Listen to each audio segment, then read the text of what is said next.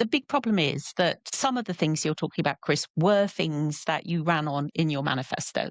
And some of the things may be equally sensible, but they were not in your manifesto. And to Ruth's point about cynicism and the message discipline that was in the Labour front bench in the run up to the election, which was around we're not going to raise taxes beyond what we have outlined, and we are just going to focus on growth.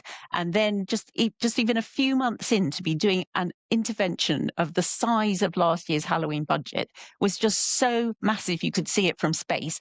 And then something like council taxes, there's a perfectly coherent argument for what you're talking about. But when asked in the run up to the general election last year, every single Labour front bencher said, we are not going to make any changes to the methodology around council tax. And so the cynicism and the betrayal that people feel when we've had this incredibly large tax hike is not to be underestimated. And you're seeing it in people leaving the UK and businesses taking their investment decisions elsewhere. We can rehash the budget from last year, but ultimately every budget should be tested against the counterfactuals, right? I'm not trying to I'm trying to avoid going, the Tories were to blame, but I'm sorry, you do deserve a lot more blame than you're willing to take responsibility for, at the very least, right?